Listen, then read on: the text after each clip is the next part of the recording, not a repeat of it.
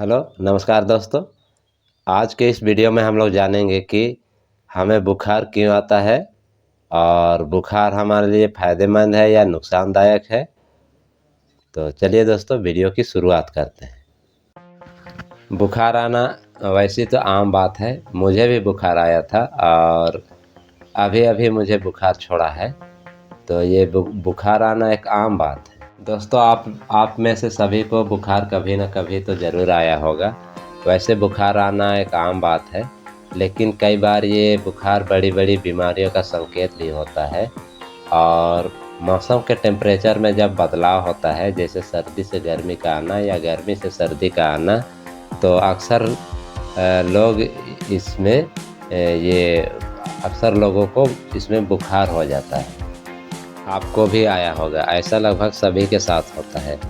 लेकिन बुखार आने के पीछे का असली वजह और साइंस के बारे में शायद ही जानते होंगे। तो आज हम बुखार आने के पीछे के साइंस के बारे में जानेंगे इस वीडियो में, और साथ में ये भी जानेंगे कि बुखार आने पर लोग क्या क्या गलतियां करते हैं।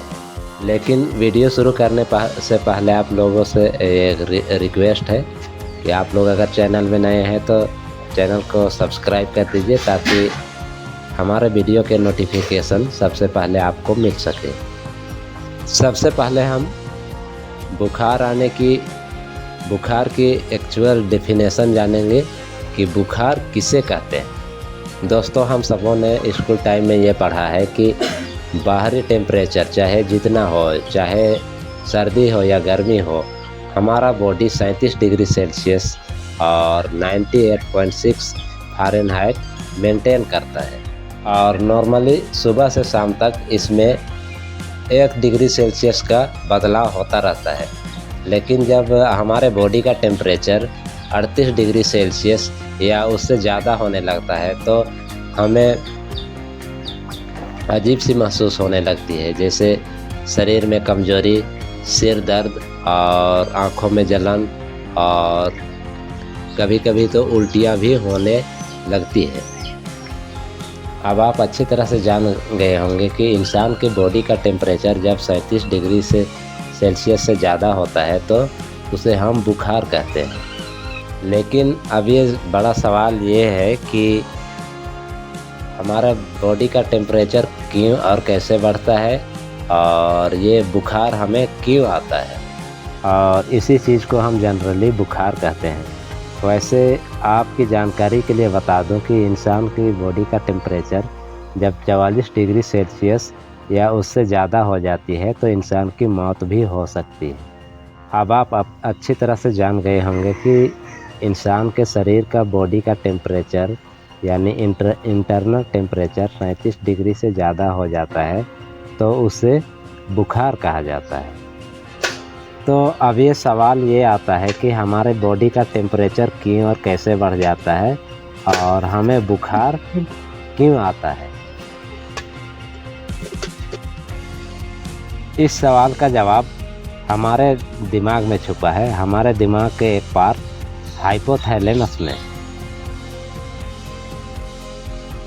ब्रेन हमारे बॉडी के टेम्परेचर को रेगुलेट करता है, लेकिन ये करता कैसे है। ये टेम्परेचर का हमारे हेल्थ और हमारे इम्यून सिस्टम पर काफ़ी ज़्यादा असर पड़ता है।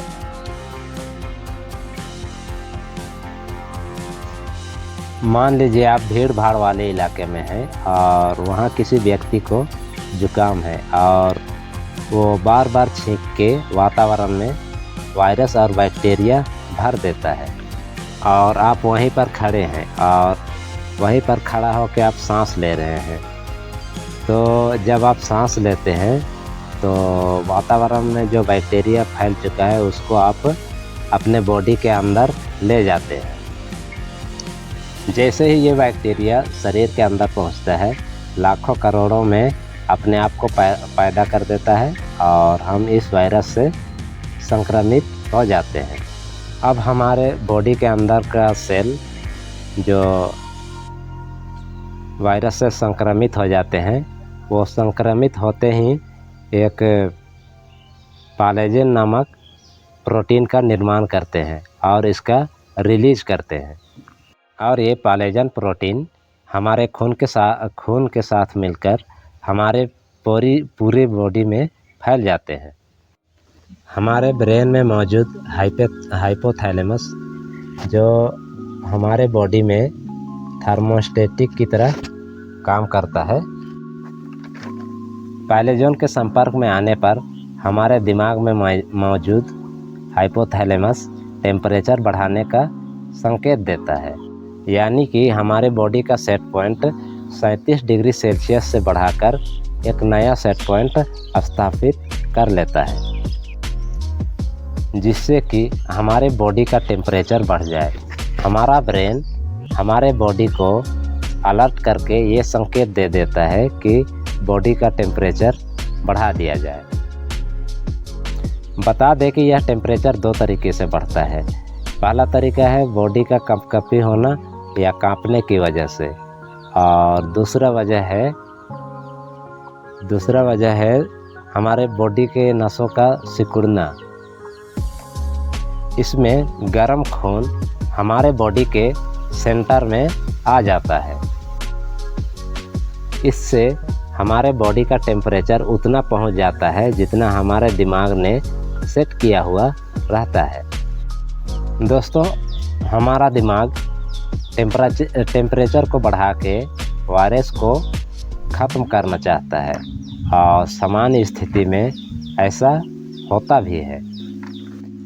इस पूरी प्रोसेस के वजह से ही हमें बुखार आता है।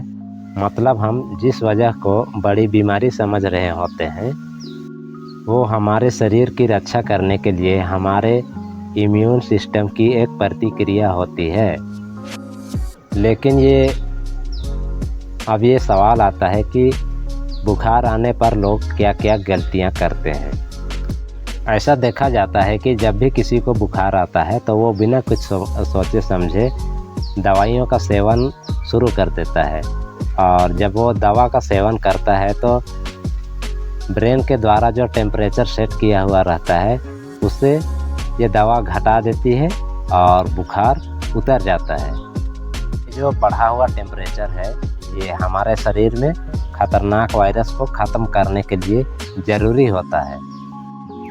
ऐसा करके लोग हमारे बॉडी की नॉर्मल प्रोसेस जो कि ज़रूरी होता है उसे लोग रोक देते हैं।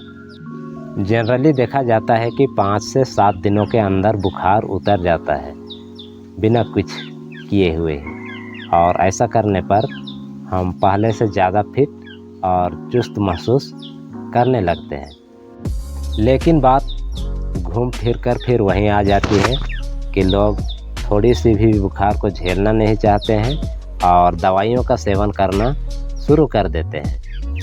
हालांकि कुछ क्रिटिकल कंडीशंस भी होते हैं जिसका संकेत बॉडी बुखार के रूप में देता है, जैसे कि हाइपोथैलेमस का डैमेज होना, और कैंसर जैसी बीमारियों में भी बुखार आता है। आपको बेवजह परेशान होने की ज़रूरत नहीं है।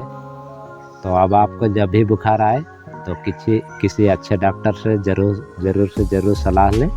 तो दोस्तों, आप लोगों को अच्छी तरह से समझ आ गया होगा कि ये बुखार क्या है और ये क्यों होता है। तो आशा करता हूँ दोस्तों ये वीडियो आप लोगों को पसंद आई होगी।